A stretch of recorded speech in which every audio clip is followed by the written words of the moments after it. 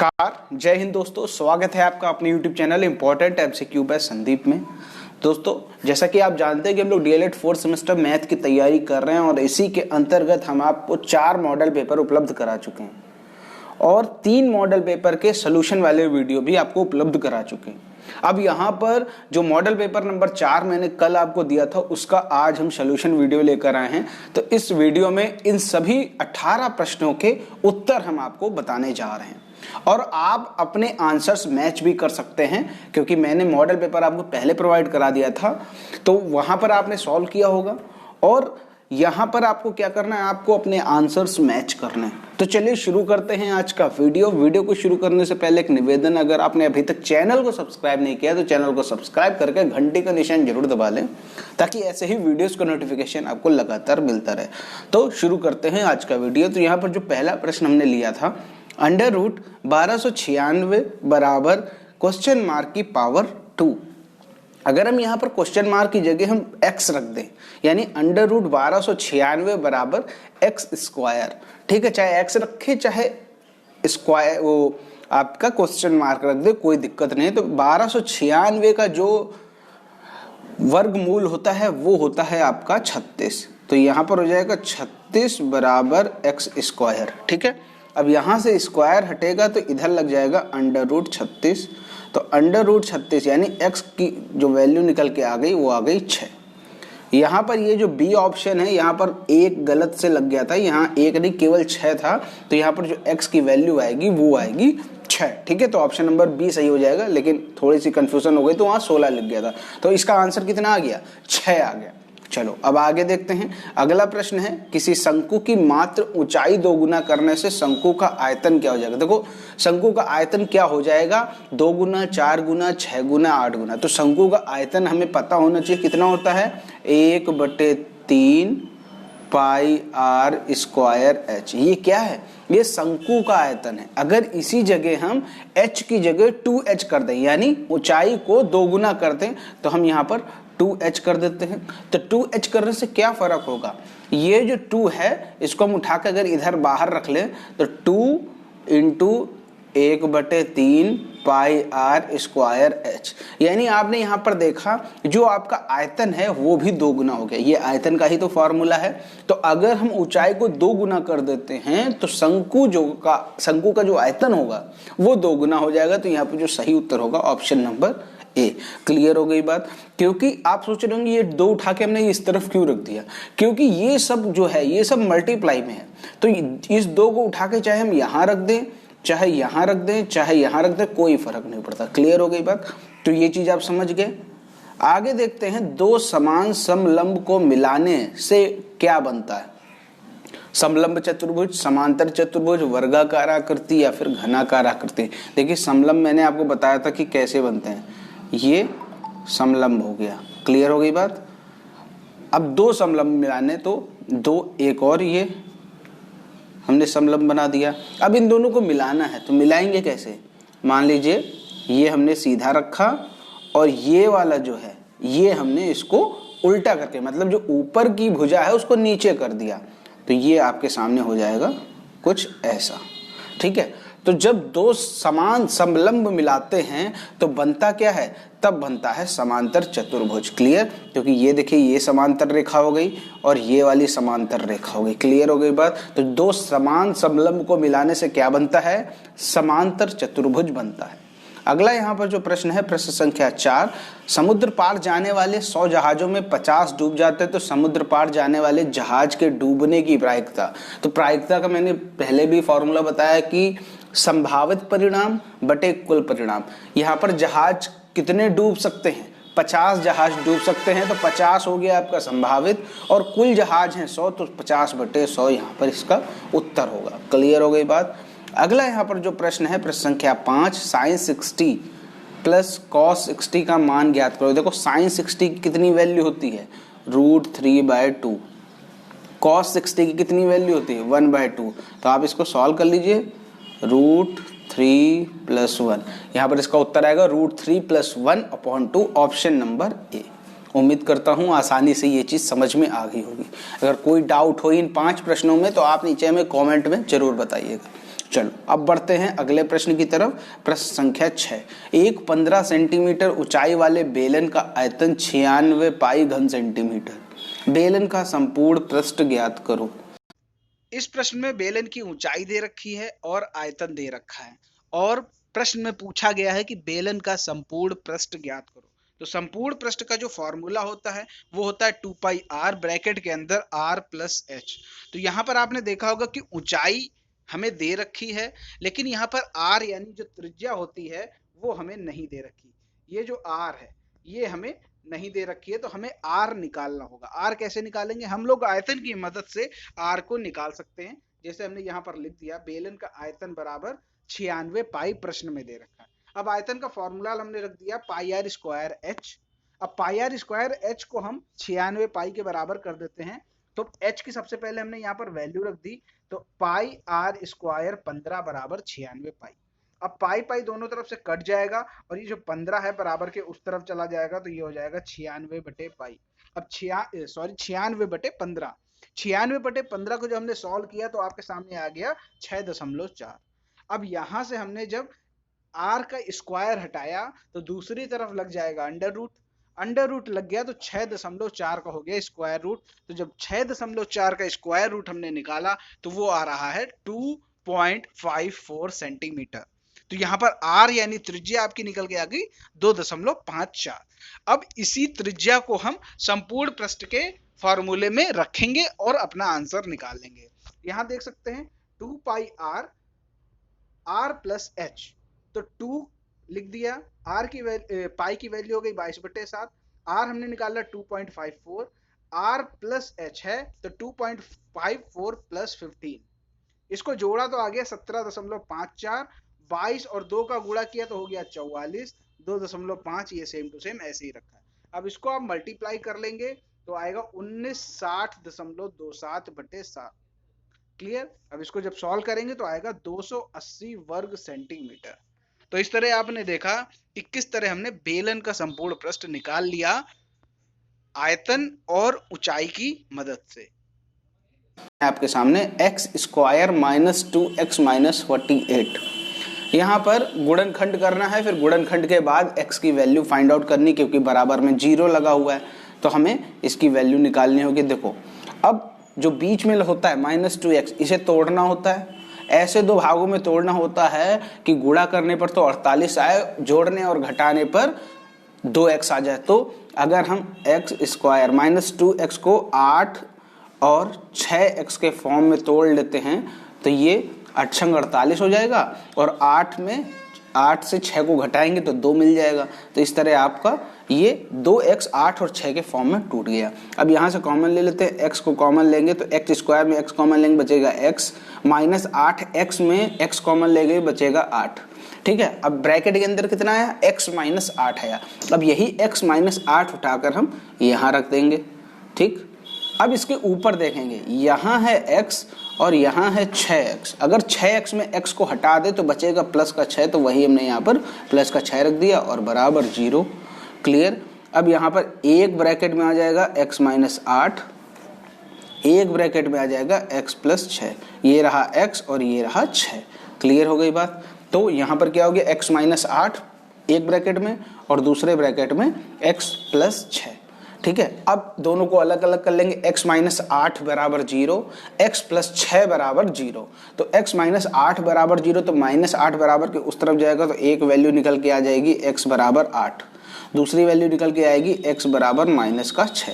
दोनों value clear है। उम्मीद करता हूँ कि आपके भी यही आंसर आए होंगे। अगर कोई डिफरेंट आंसर आया है तो आप यहाँ से मैच कर लीजिए, क्योंकि अगर डिफरेंट आया तो वो गलत है, ये बिल्कुल सही है। आगे देखते हैं अगला। यहाँ पर जो प्रश्न है, किसी संख्या के वर्ग का 3 गुना 192 है तो संख्या ज्ञात करो। देखो कोई संख्या है, उसके वर्ग का 3 गुना, मान लेते हैं कोई संख्या x है, इसका वर्ग किया गया और इसका 3 गुना किया गया, ये किसके बराबर है? 192। अब ये 3 बराबर के उस तरफ जाएगा तो ये हो जाएगा 192/3। जब 192 को 3 से हम भाग देंगे तो आएगा 64। ठीक, तो अब स्क्वायर हटाएंगे तो अंडर रूट 64 हो जाएगा। अंडर रूट 64 यानी 64 किसका वर्ग होता है? 8 का वर्ग होता है। तो वो x की जो वैल्यू निकल के आ गई 8। तो यहाँ पर पूछा गया किसी संख्या के वर्ग का 3 गुना 192 तो संख्या ज्ञात कीजिए, तो वो संख्या कितनी है? वो आपकी संख्या निकल के आ गई 8। उम्मीद करता हूँ ये समझ में आ गया होगा। अब बढ़ते हैं प्रश्न संख्या 9 की तरफ। चक्रीय चतुर्भुज की कोई दो विशेषताएं बताओ। चक्रीय चतुर्भुज क्या होता है? ऐसा चतुर्भुज जिसके चारों शीर्ष वृत्त की परिधि पर हों। पहली विशेषता तो यही हो गई, ठीक है। और दूसरी विशेषता क्या होती है? दूसरी विशेषता ये होती है कि जो चक्रीय चतुर्भुज होते हैं उनके जो सम्मुख कोण होते हैं, सम्मुख कोण यानी आमने सामने के कोणों का योगफल 180 डिग्री होता है। क्लियर हो गई बात? दोनों चीजें समझ गए। चक्रीय चतुर्भुज के चारों शीर्ष वृत्त की परिधि पर होते हैं, पहली विशेषता हो गई। दूसरी विशेषता हम कह सकते हैं चक्रीय चतुर्भुज के सम्मुख कोणों का योगफल 180 डिग्री के बराबर होता है। आगे बढ़ते हैं प्रश्न संख्या 10। एक वृत्त का क्षेत्रफल दूसरे वृत्त के क्षेत्रफल से 64 गुना है, उनकी परिधियों का अनुपात ज्ञात करो। तो 64 गुना है, ये हम एक तरीके से कह सकते हैं कि इनका जो अनुपात है पहले वृत्त का, देखिए यहाँ पर पहले ये समझिए, एक वृत्त का क्षेत्रफल दूसरे वृत्त के क्षेत्रफल का 64 गुना। अगर पहला कोई वृत्त है उसका क्षेत्रफल, दूसरा कोई वृत्त है उसका क्षेत्रफल, अगर पहला जो पहला है वो दूसरे वृत्त के क्षेत्रफल का 64 गुना है, दूसरा वृत्त का क्षेत्रफल x अगर मान लें तो पहले वृत्त का क्षेत्रफल कितना हो जाएगा? 64x। क्लियर? ये चीज तो आपको पहले स्टेटमेंट से ही समझ में आ रही कि जो दूसरे वृत्त का क्षेत्रफल का 64 गुना है, अगर दूसरे को हम x मान ले तो पहले वृत्त का क्षेत्रफल कितना हो जाएगा? 64 गुना यानी 64x। तो अब हम 64x और x इन दोनों को इनके क्षेत्रफल के बराबर कर देंगे। तो क्षेत्रफल का क्या फॉर्मूला होता है? पाई आर स्क्वायर अनुपात पाई आर स्क्वायर। अब यहाँ पर पहला है तो पहले की R1 त्रिज्या मान लेते हैं और दूसरे वृत्त को R2 त्रिज्या मान लेते हैं। क्लियर? इससे कंफ्यूजन नहीं होगी, ठीक है। अब यहाँ पर हम सॉल्व कर लेते हैं तो पाई पाई कट जाएगा, आपका x x कट जाएगा यहाँ पर। तो यहाँ पर जो पहले की कंडीशन आएगी R1 स्क्वायर बराबर 64, दूसरे की कंडीशन क्या आएगी? R2 स्क्वायर बराबर 1। तो यहाँ पर आप देख सकते हैं कि जब R2 जो R1 स्क्वायर है बराबर 64 है तो यहाँ से स्क्वायर हटेगा, 64 के ऊपर लगेगा अंडर रूट। तो जब 64 के ऊपर अंडर रूट लग जाएगा तो वो हो जाएगा 8 के बराबर, यानी R1 की जो वैल्यू आएगी वो 8 आएगी। इसी तरह जब R2 स्क्वायर बराबर 1 है, जब R2 स्क्वायर का स्क्वायर हटेगा तो 1 के ऊपर लग जाएगा अंडर रूट, और 1 का जो स्क्वायर रूट होगा वो 1 ही होगा। तो यहाँ पर हम कह सकते हैं जो R2 है वो आपका 1 निकल के आ जाएगा, ठीक है। ये चीज तो समझ में आ रही, यानी पहले वृत्त की त्रिज्या 8 आ गई, दूसरे वृत्त की त्रिज्या 1 आ गई।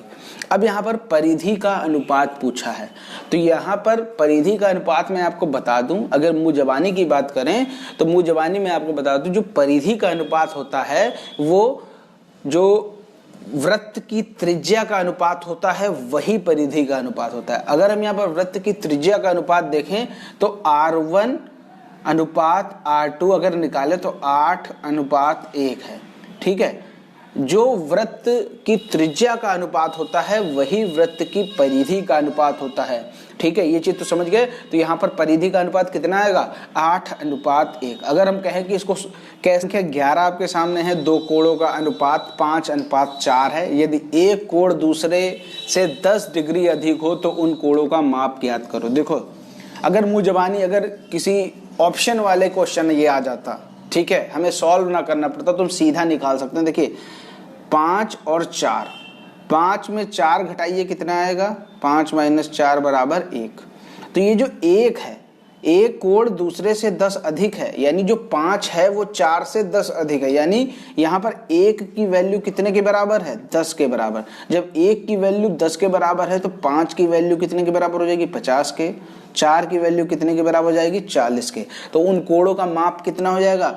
एक का हो जाएगा 50 डिग्री, दूसरे का हो जाएगा 40 डिग्री।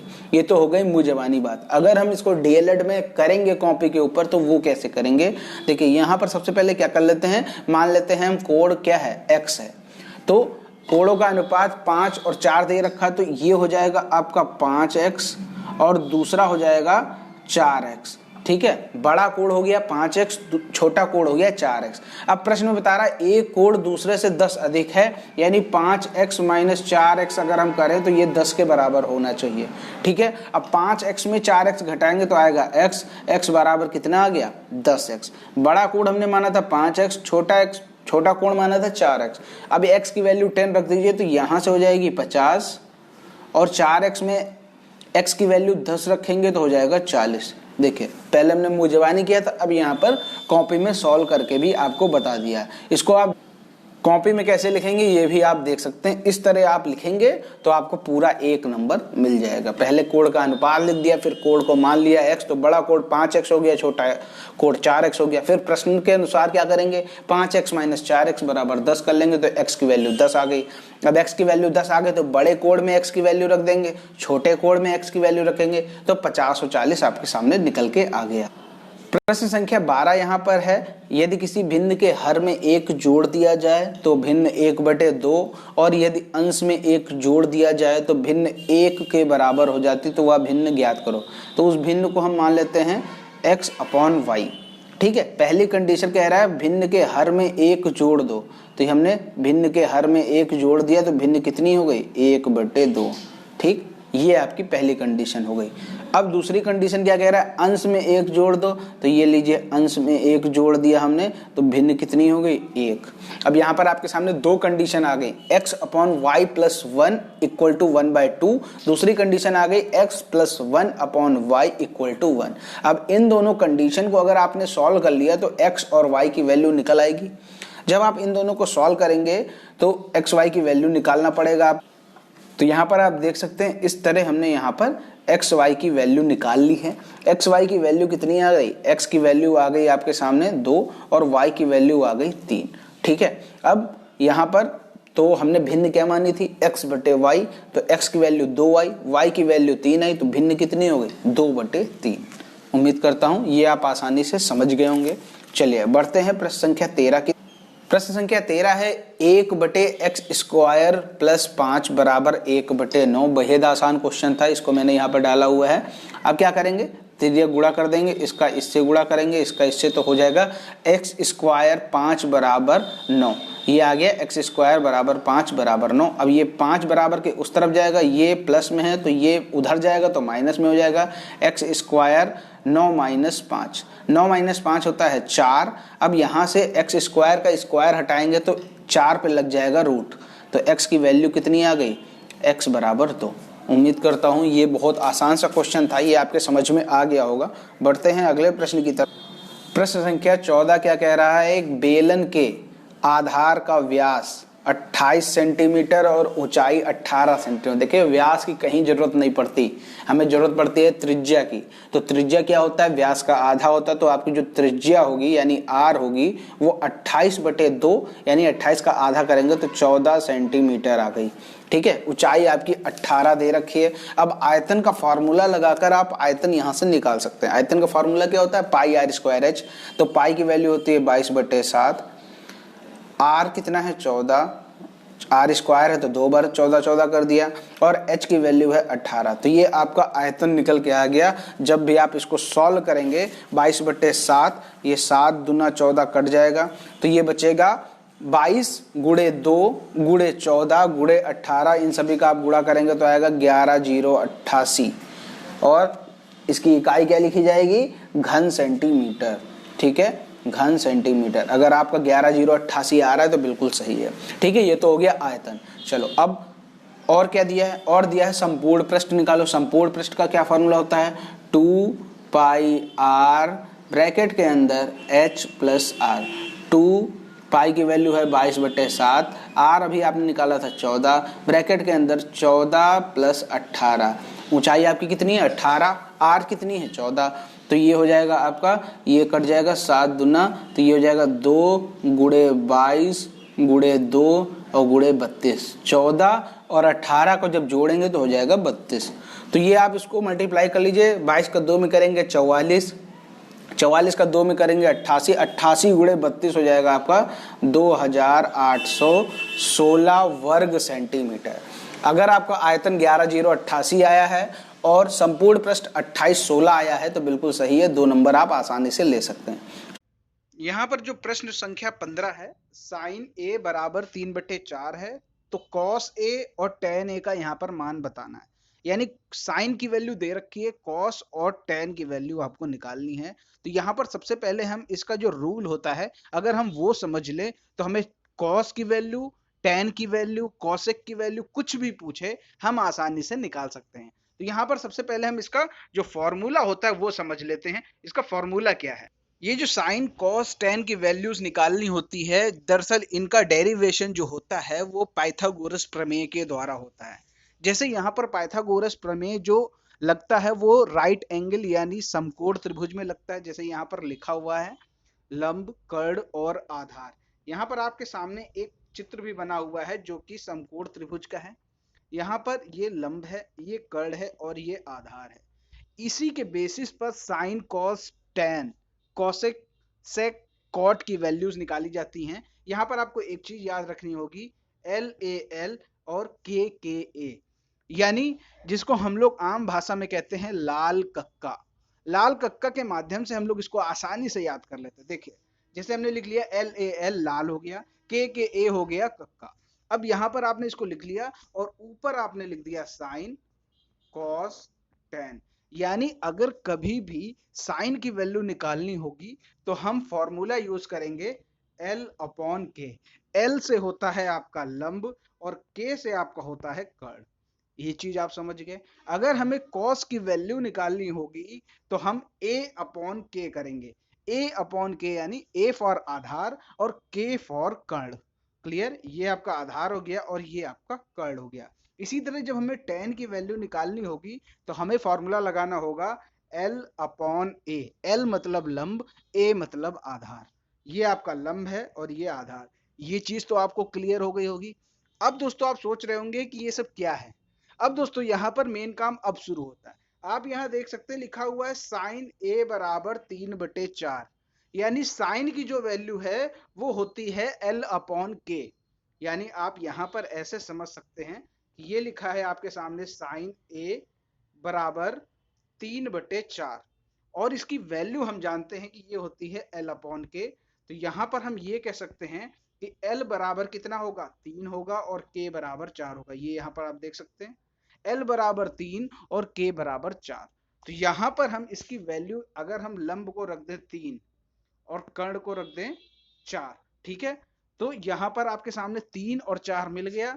अब हमारे पास बचा आधार। आधार की वैल्यू है नहीं तो हम क्या करें, आधार की वैल्यू निकाल लें। देखिए जब पाइथागोरस प्रमेय लगाते हैं वहां पर 2 भुजाएं अगर पता है तो तीसरी भुजा आप पाइथागोरस प्रमेय से आसानी से निकाल सकते हैं। यही यहाँ पर भी करना होगा। यहाँ पर हमें पाइथागोरस प्रमेय लगाना होगा।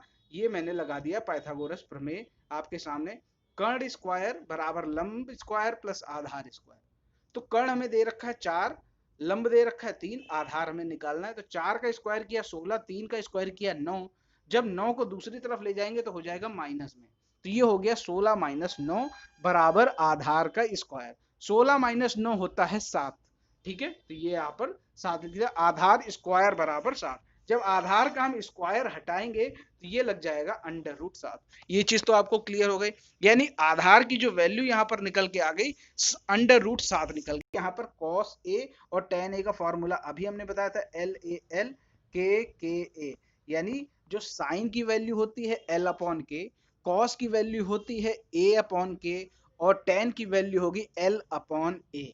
इन सभी का फुल फॉर्म मैं बता ही चुका हूं। L फॉर होता है लंब, A फॉर होता है आधार, K फॉर होता है कर्ण, ठीक है। तो यहाँ पर जब cos A का मान निकालेंगे तो cos A का मान निकालने के लिए A अपॉन K करना पड़ेगा।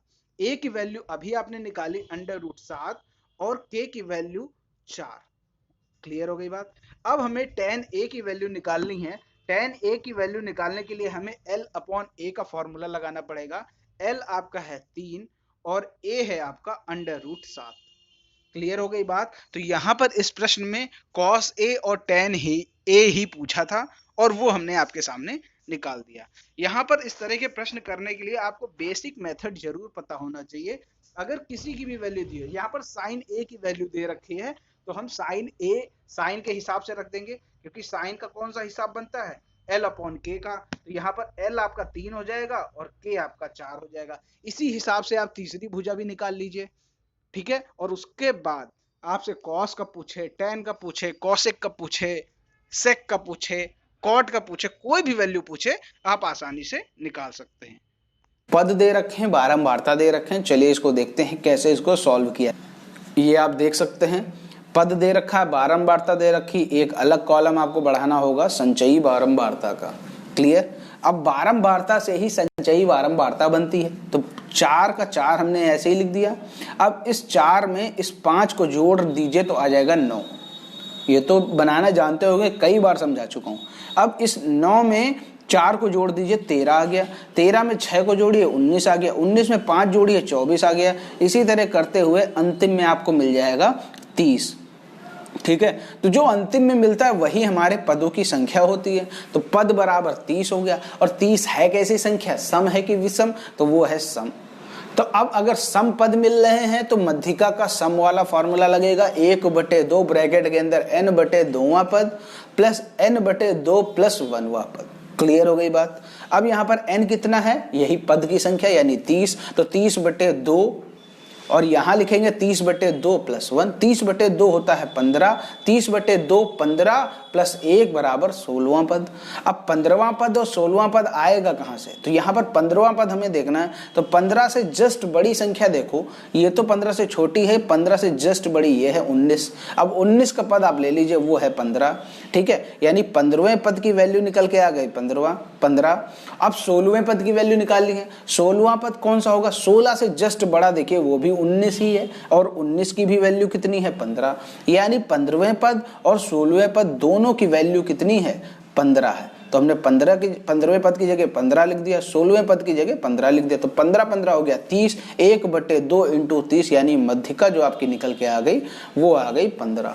उम्मीद करता हूं ये चीज समझ में आ गई होगी।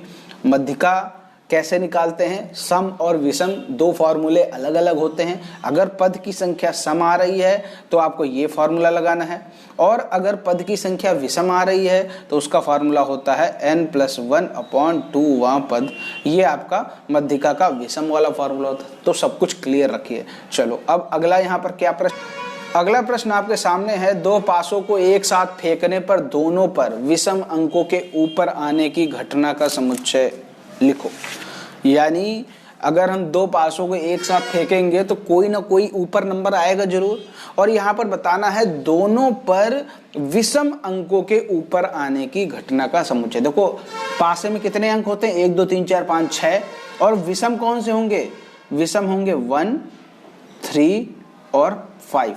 ठीक है, यही संख्या तो विषम है, बाकी तो 2 4 6 ये तो सम हो गई। यहाँ पर हमें दोनों पर विषम अंक ऊपर लाने हैं। तो देखिए पहली कंडीशन क्या हो सकती है कि पहले पासे में 1 आ जाए और दूसरे पासे में भी 1 आ जाए। ठीक है, और दूसरी कंडीशन हो सकती है कि पहले पासे में 1 आ जाए, दूसरे पासे में 3 आ जाए। तीसरी कंडीशन ये हो सकती है कि पहले पासे में 1 आ जाए और दूसरे पासे में 5 आ जाए। ठीक है, इस तरह आपने देखी ये 3 कंडीशन बनी। और क्या कंडीशन हो सकती है, पहले पासे में कितना आ जाए, 3 आ जाए और दूसरे पासे में 1 आ जाए। ठीक, और कंडीशन बन सकती है कि पहले पासे में 3 आ जाए, दूसरे पासे में भी 3 आ जाए। और कंडीशन ये बन सकती है कि पहले पासे में 3 आ जाए, दूसरे पासे में 5 आ जाए। ठीक है, और कंडीशन ये बन सकती है 5 और 1 की कंडीशन, 5 और 3 की कंडीशन, 5 और 5 की कंडीशन। यानी अगर दो पासों को एक साथ फेंका जाए तो दोनों पर विषम अंकों के ऊपर आने की घटनाएं कुल कितनी बन रही है, 9 घटनाएं बन रही हैं, और ये सब आपके सामने हमने समुच्चय भी लिख दिए। ठीक है, इन सभी को मंझले ब्रैकेट के अंदर रख दीजिए, तभी ये समुच्चय कहलाएंगे। क्लियर हो गई बात। यहाँ पर 9 कंडीशन आपके सामने आ गई। उम्मीद करता हूँ ये चीज आपके समझ में आ गई होगी। बढ़ते हैं अगले प्रश्न की तरफ। अगला प्रश्न है 13/122 में किस छोटी से छोटी संख्या का भाग दें कि भागफल पूर्ण घन बन जाए। इस प्रकार प्राप्त संख्या का घनमूल भी निकालो। तो 13,122 का क्या कर दें, गुणनखंड कर दें। 13,122 का जब हम गुणनखंड करेंगे तो वहां पर 3-3 के जोड़े बना लेंगे, क्योंकि हमें घन चाहिए। तो 3-3 के जोड़े जब बनाएंगे तो वहां पर कुछ ऐसे नंबर्स होंगे जिनका जोड़ा नहीं बनेगा। यहाँ देख सकते हैं, यहाँ आप देखिए, ये देखिए हमने यहाँ पर इसके अभाज्य गुणनखंड करें। अब इसके बाद हम यहाँ देख रहे हैं कि किसी किसी का तो जोड़ा बन रहा है। जैसे ये देखिए, ये घन निकाले तो 3 के जोड़े बनाएंगे, 3 का जोड़ा बना, ये 3 का जोड़ा बना, लेकिन ना तो इसका जोड़ा बनना है, ना तो इसका बनना है, और ना ही इसका बनना है, यानी 2 गुणे 3 गुणे 3 इनका जोड़ा नहीं बन रहा है। यानी 3 तिया 9 दूना 18, यानी अगर हम 13,122 में 18 से भाग दे दें तो ये पूर्ण घन संख्या बन जाएगी। क्लियर हो गई बात? तो ये क्या हो गया, पूर्ण घन संख्या अगर बनाना है तो 18 से भाग देना पड़ेगा। ठीक है, अब इन संख्याओं को हम अलग हटा लेंगे तो ये बची कौन सी, ये संख्याएं बची। यानी हमें जो संख्या प्राप्त हो रही है वो प्राप्त हो रही है 3 गुणे 3 गुणे 3 गुणे 3 गुणे, मतलब 3 को 6 बार गुणा किया गया यहाँ पर। तो हमें कौन सी संख्या प्राप्त हो रही, हमें संख्या प्राप्त हो रही है ये वाली, आपके सामने प्राप्त संख्या हो गई 729। क्लियर? अब 729 का जब हम घनमूल निकालेंगे तो वो आ जाएगा 9।